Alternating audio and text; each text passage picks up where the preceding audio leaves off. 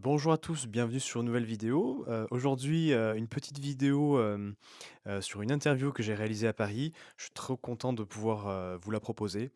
En fait, je suis allé interviewer un groupement de diététiciennes, j'appelle ça un groupement, mais en fait, ce sont, des diététiciennes libérales qui se sont, entre guillemets, «associées». Donc vous allez découvrir dans la vidéo, ce que ça veut dire, pour elles, le terme d'associées. Elles se sont donc, en tout cas regroupées sur une seule et même adresse à plusieurs pour, des consultations spécifiques en diététique. Donc j'ai trouvé le modèle hyper intéressant et donc, je souhaitais vous présenter, à travers une interview comment, quel est l'historique et comment elles ont mis ça en place, voilà, leur relation avec les professionnels de santé et toujours dans l'optique de, d'oser se lancer en libéral.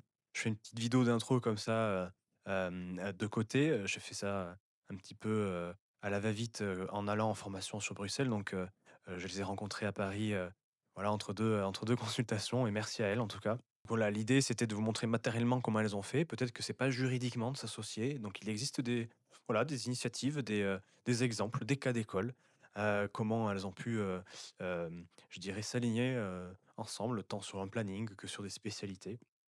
Je tiens à m'excuser pour le son. Ça a été un petit peu compliqué, pour, je dirais capter le son et faire mon petit travail de vidéaste. J'espère que ça vous plaira et puis n'hésitez pas à me faire un petit commentaire, ça me ferait vraiment plaisir. Puis, me dire comment vous, vous êtes, installés, si vous êtes installés et si, vous êtes en cours de réflexion. Merci et puis, à très bientôt.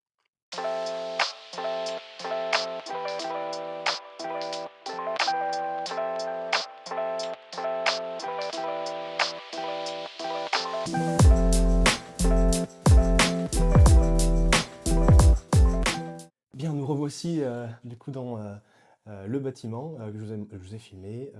Je vous présente du coup Delphine. Bonjour.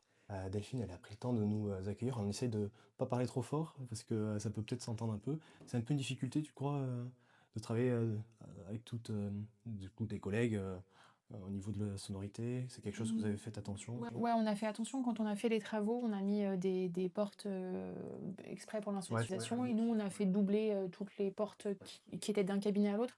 Donc on entend parler, mais normalement on n'entend pas ce qui se dit. Donc ça c'est la pour la confidentialité, c'est important, ouais. et Et la salle d'attente, elle est quand même assez loin aussi. oui, oui, c'est vrai que pour y être rentré, du coup, ça ouais, ça va. On sait qu'il y a des gens, mais on n'entend pas, on comprend pas, quoi. Et donc du coup, vous avez, acheté, vous étiez déjà locataire ici? Comment ça se passe? Parce que là, je rappelle, il y a une adresse avec, comme vous l'avez vu à l'entrée, du coup 3 diètes. Donc le sujet, c'est de dire qu'on n'est pas du tout, des concurrents. On est, vraiment, on coopère en fait, hein, tout simplement. Donc vous pouvez vous lancer n'importe où, tout le sujet est là en fait. C'est une vraie peur que beaucoup ont. Est-ce que peut-être tu l'as eu au début, tu étais la première. Comment ça s'est déroulé? Raconte-moi un peu l'histoire. Moi, ça fait 20 ans que je suis installée en libéral. Je n'ai jamais supporté de travailler toute seule, donc très rapidement, je j'ai été dans des cabinets, avec d'autres professionnels de santé et dès que j'ai pu, j'ai pris une collaboratrice. Et ça doit faire, plus de 15 ans maintenant que j'ai, soit une collaboratrice, soit une remplaçante et que j'ai toujours travaillé avec quelqu'un déjà dans mon bureau et je me suis très vite mise dans les associations de diététiciens parce que je ne voulais pas rester toute seule et là, j'ai rencontré des collègues, des amis et avec ces collègues qui travaillaient pas très loin, on s'est dit: «Un jour, ce serait super génial d'avoir un cabinet où on est tout au même endroit et où on a un cabinet diététique avec des spécialités différentes et des prises en charge qui sont différentes» et voilà, l'opportunité s'est présentée il y a 3 ans. Ah seulement? Ouais. Donc à post-Covid en fait?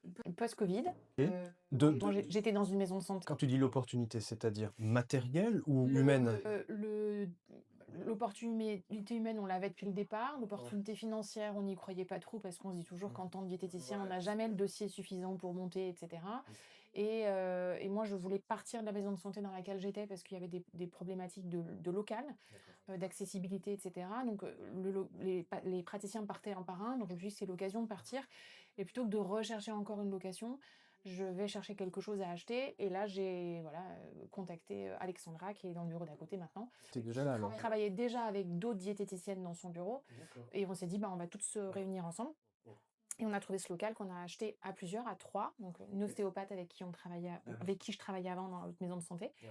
Alexandra et moi. Tu l'as fait sortir aussi? Voilà, on est venu là et donc là, on se retrouve avec 2 bureaux de diététicienne, une bureau d'ostéopathe et on est 6 diététiciennes. À une époque, on était 7 Mmh.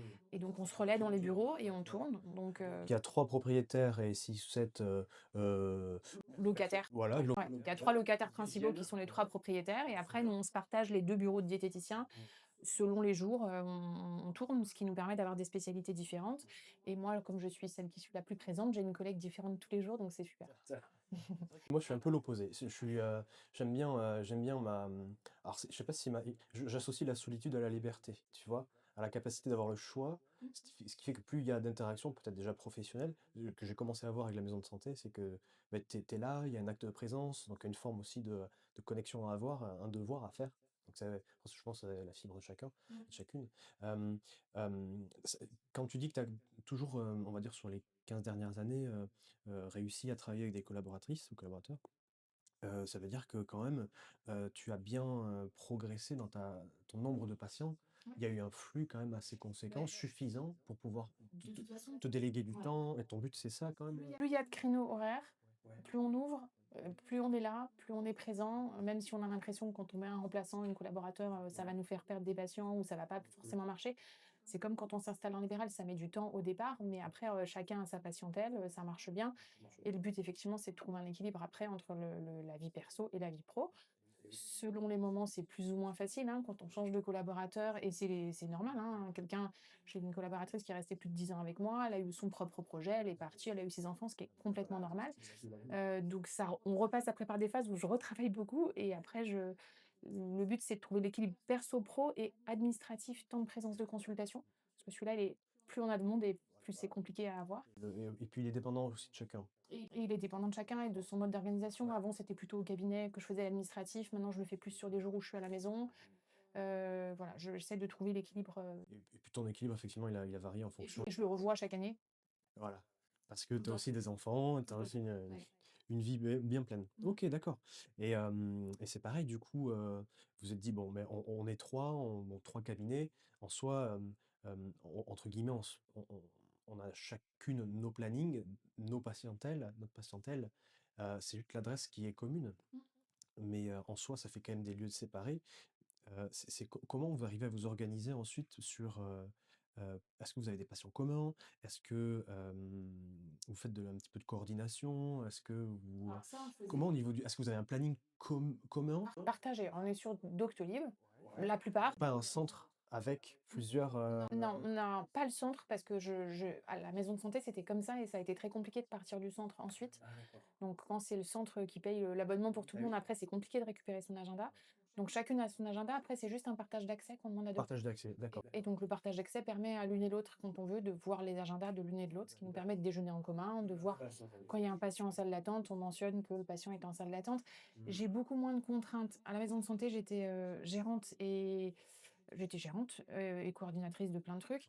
J'ai beaucoup moins de contraintes là, maintenant, avec mes collègues, parce qu'on a chacune notre liberté, on a chacune notre cabinet et on a les interactions qu'on veut avoir que dans la maison de santé où il y avait un cadre où les interactions étaient C'est obligatoires. ça que j'évoquais juste Où avant. les réunions sont obligatoires, où les comptes rendus sont obligatoires, où C'était le quoi? logiciel est obligatoire. J'ai été gérante et un petit peu coordinatrice. Moi, je m'occupais un petit peu. De toute façon, les diététiciens s'occupent souvent de tout dans la maison de Ouais, santé. c'est ça, on est le bras droit de tout le monde en fait. On a l'étiquette, vous avez du temps, donc allez-y. Voilà. Ouais, c'est pas faux. Donc j'ai beaucoup moins de contraintes et je me sens beaucoup plus libre là et c'est super d'avoir des collègues.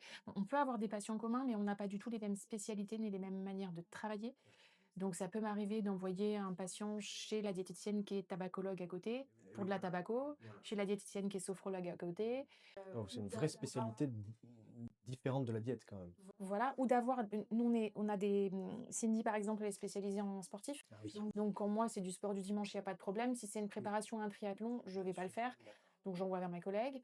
Voilà pareil pour TCA anorexie, moi je fais pas, donc c'est Alexandra qui le fait et sa remplaçante qui le fait. Donc en fonction quand même des pathologies, si elles ont Cindy l'autre jour, elle a eu un cas de sportif, mais avec des calculs urinaires. C'est moi qui fais la néphro, donc hop, elle m'a renvoyé le patient, donc elle l'a vu pour le sport et derrière, je l'ai réévalué moi sur les calculs urinaires, par exemple.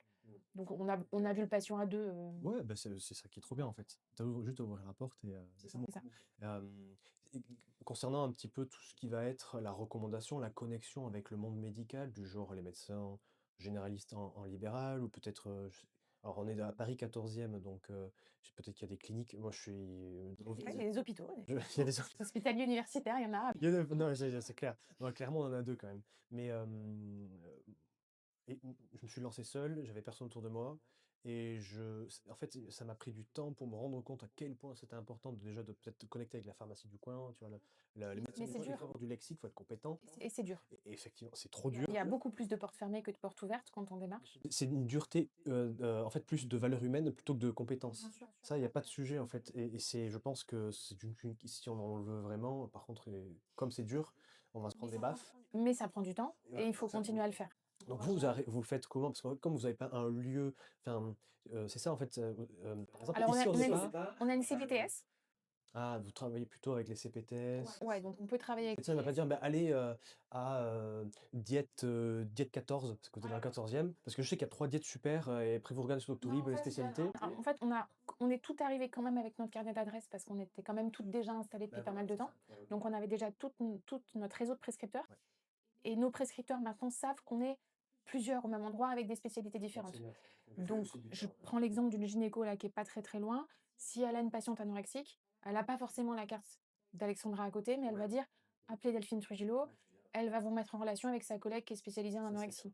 Donc en fait, nos prescripteurs avec qui on travaille le plus sont quand même au courant. Hyper puissant en fait parce que, comme vous travaillez les unes avec les autres, et j'ai bien dit avec les autres, pas pour les unes pour les autres, c'est-à-dire avec de la connotation financière. Je veux dire, chacun a ses contacts médicaux et du coup, alors Mais on essaie de les mettre en commun quand même. oui, mais je veux dire, si le patient ou tu viens littéralement de le dire, ton exemple, il est génial. C'est que tu un médecin ou un gynéco, il t'envoie à toi parce qu'il te connaît toi, tu as fait le travail, c'est normal et ensuite, Mais moi, je considère que ma collègue est plus compétente que moi pour cette prise en charge et donc ça, je l'oriente vers ma collègue.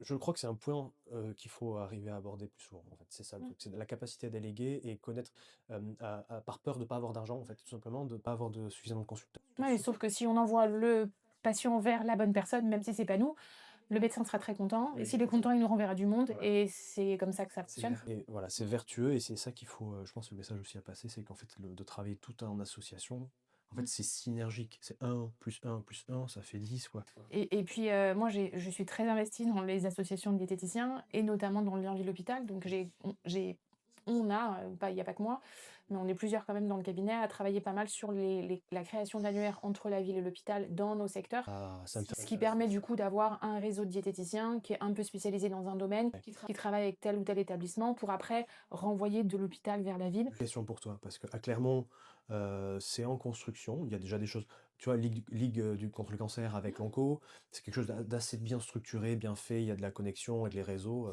mais pour la cardio, pour la gastro-entérro, pour la néphro, il y a rien.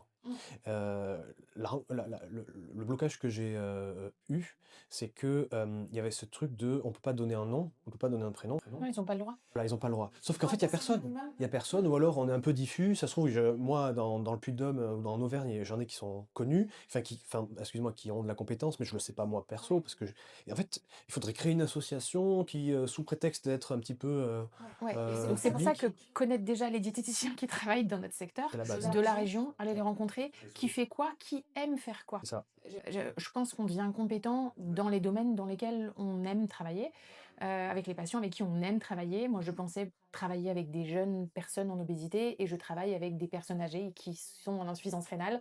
Donc je suis pas du tout allée vers là où j'étais attirée au départ, mais c'est là où je me sens à l'aise et je pense que c'est important de connaître dans son entourage 2 diététiciens qui travaillent où, comment, pour après relayer. Ouais, c'est ça. En pédiatrie, nous, on a personne qui est vraiment spécialisé en pédiatrie ici dans le cabinet, mais on connaît des super diètes en région parisienne en pédiatrie. Quand j'ai une maman qui me demande si sa fille, et cetera, je demande la problématique, je la renvoie vers une diète que je connais, qui est spécialisée en pédiatrie et qui peut correctement répondre à sa demande. C'est très bien perçu par les patients quand on leur explique pourquoi. Et tu penses que les médecins qui sont dans les CH, ou les cadres de santé qui, construisent les annuaires, ils sont Construiront pas. Déjà, ils ont souvent pas le temps de le faire, donc c'est aux diététiciens de ville de les créer et de leur dire: «Bah, vous avez des besoins dans votre service de cardio de relayer en ville. on vous propose un annuaire. Donc ça, c'est ce qu'on fait dans les associations, de contacter un service et de dire, bah voilà, dans votre région, vous êtes 4, 5, 6 à être spécialisés en cancéro, contactez la Ligue contre le cancer et dites-leur, etc. Enfin, relayez Mais tu penses qu'il vraiment faut, le lien ville-hôpital. Moi, Ça vient souvent de la ville. par exemple, tu vois, je suis administrateur d'un groupe un groupe Facebook de diète. Ce n'est pas une association, c'est juste des copains. Hop, on se réunit, on boit un pot et on comprend qui fait quoi. Est-ce que je leur dis, bah écoutez, moi je suis chaud, je vais au CH. Et je dis, bah voilà, on va au service cardio. Et toi, c'est ok. Moi j'écris 3 noms dessus. Je dis voilà, est-ce que ça marche ou pas? C'est pas parce qu'ils ont pas le droit de le faire qu'ils le font pas. Moi, je travaille avec plein de centres hospitaliers où ils donnent pas C'est forcément bien un qu'elle le annuaire et dise, ils c'est pour donnent ça que oui, je suis allé la d'accord. chercher. Ils donnent pas forcément des noms, enfin, ils peuvent donner un nom, ils le font en La pratique, tout le réalité, monde le fait. Ouais. La réalité du terrain, c'est ça, c'est qu'on donne un nom parce que oui, il y a des listes, mais elle, je la connais, allez plutôt la voir elle. Toi, t'as 20 ans d'expérience et donc tu es la preuve incarnée que c'est ça, puisque vous faites ça. Oui, en pratique, ils le font. Maintenant, sur des choses qui sont plus protocolaires, en tout cas, les médecins le font. Les diététiciens le font moins. C'est-à-dire que les diététiciens, envoyés vers un autre diététicien, c'est plus compliqué. Et donc là, ils vont plutôt donner des annuaires.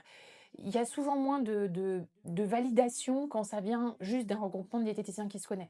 Il y a souvent plus de poids quand ça vient d'une asso. Euh, et après, il ne faut pas juste y aller avec des noms. C'est si vous dites que vous êtes spécialisé en cardio, quelle est votre expérience? Quelles sont vos formations complémentaires? Voilà, il faut se rencontrer, il faut se montrer. C'est ça. On ne peut pas se porter garant de qui travaille comment. On peut connaître des gens et dire, cette personne-là, je sais qu'elle travaille là-dedans, qu'elle a des diplômes là-dedans ou qu'elle a de l'expérience. J'insiste là-dessus. Ça vaut presque plus que les diplômes. Avoir de l'expérience dans un domaine, c'est presque plus important que d'avoir les diplômes. Je te prends dans ton sujet néphro, je suis sûr qu'en 2-3 phrases, le néphrologue, il comprend tout de suite ce que tu veux dire. Il y a des mots-clés qui, eux, les font frissonner, ils savent très bien. Ok, t'as pas besoin d'avoir un DU, quoi. Oui, c'est ça. Mais bon, Mais il faut parfois passer, et selon il faut parfois passer par des formations qui ne sont pas forcément validantes et pas forcément diplômantes pour être suffisamment à l'aise sur un sujet. C'était le sujet que je détestais à l'école et que je redoutais et je ne voulais absolument pas travailler en néphro. Et donc la difficulté m'a amené à me former et la formation m'a amené à faire de la néphro plus que d'autres choses, La mais vidéo chez la physio, ça. de l'obésité, de la cardio, de la... Trop bien. Voilà. Non, bah écoute, je crois qu'on a dépassé notre temps. Merci pour ton temps. Donc moi j'ai fait une petite escapade à Paris parce que je vais en formation en Belgique, donc j'ai pris aussi le peu de temps que j'avais. Merci pour l'accueil. J'espère que ça motivera un peu plus. On s'est connecté via l'ADL, donc bah, c'est pas une vidéo de l'ADL parce que je vais mettre ça sur mes réseaux, mais quand même, il faut qu'on se le dise. C'est une association qui est là pour les diététiciens libéraux. Ouais, enfin, on travaille dans l'asso comme on a envie de travailler entre collègues, hein. On est plusieurs là donc ici à travailler pour l'asso. Mais c'est vrai que l'avantage, c'est qu'on peut monter l'entraide qu'on veut entre nous. On a fait plein de projets comme on aurait aimé les avoir quand on était plus jeune, en fait. Quand on s'est installé, on aurait aimé avoir ça, ça n'existe pas. Bon, bah si on faisait ça. Voilà, le lien avec l'hôpital, c'est parti d'un constat ici en région parisienne où on nous demandait des annuaires, des contacts, on savait pas, bon ok, on a créé et on a un peu développé comme ça à la base. Que tu penses que si je demande à l'ADL de, de faire le travail de création d'annuaire en local, même si c'est pas des diètes de l'ADL, en disant que, parce que ça crée ce côté un petit peu de tiers de confiance pour mon CH, pour mes structures, mes cliniques ou quoi, ça pourrait être plus intéressant que de dire je fais partie des diètes d'Auvergne, pump it up quoi. Non, non, peut-être qu'il y a une vraie structure, ça peut être intéressant quoi. Ouais. Après, la majorité des annuaires à l'heure actuelle, ils sont pas pro une association, mais par exemple, il va y avoir un petit logo ou une petite mention. Ce diététicien-là fait partie de l'asso, celui-là n'en fait pas partie. pourquoi pas? Est-ce que c'est un gage de qualité ou pas? Ça, c'est au CHU de décider. Ouais.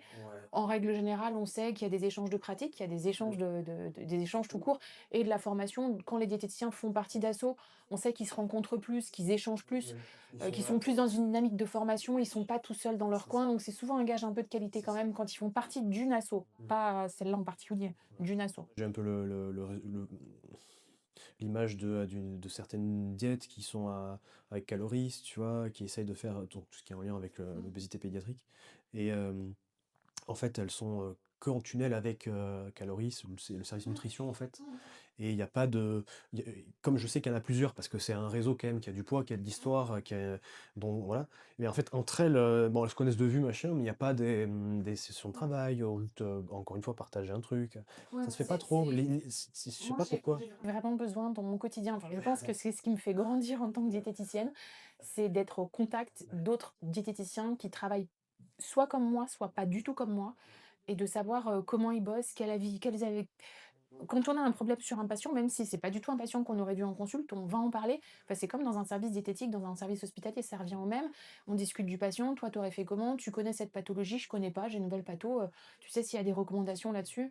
Donc il y a l'intelligence artificielle, il y a aussi les collègues du bureau d'à côté, qui peuvent nous entraider, nous donner des conseils, nous, voilà, donc c'est, une grande valeur. Super, merci en tout cas pour ton temps. On va arrêter là. Je vais conclure un peu après et puis, très vite, une prochaine fois, pardon, peut-être, Les autres collègues, vous viendrez voir les autres collègues. toi, tu seras présente au JO de l'AFDN? Oui. Trop bien. Eh beh, écoute, on sera 2 au moins et il y en aura d'autres qui arriveront et on fera un petit stand. Ah, voilà et aussi pour ceux qui veulent, parce que je sais que c'est pas commun d'avoir des diététiciens comme ça, on reçoit quand même assez souvent des diététiciens en observation. Et ils viennent observer une journée et ils font quelques consultes avec moi. Après, ils font quelques consultes avec les collègues d'à côté en fonction de qui est à côté, pour voir les différentes méthodes de travail, et pour voir que, voilà, avec ordi, sans ordi, avec papier, sans papier, avec impédance-mètre, sans impédance-mètre, ça, c'est nos outils à nous, on se les approprie pour être à l'aise avec le patient, mais peu importe les outils, on y arrive très bien. Ah, c'est cool, bah, c'est un bon message d'espoir en tout cas. Donc lancez-vous, hein, moi je dis toujours, vive la liberté, Ouais. on en a besoin donc La vie est belle, c'est marqué sur mon écran. vive le libéral. Merci Delphine, à bientôt. Ouais. Salut.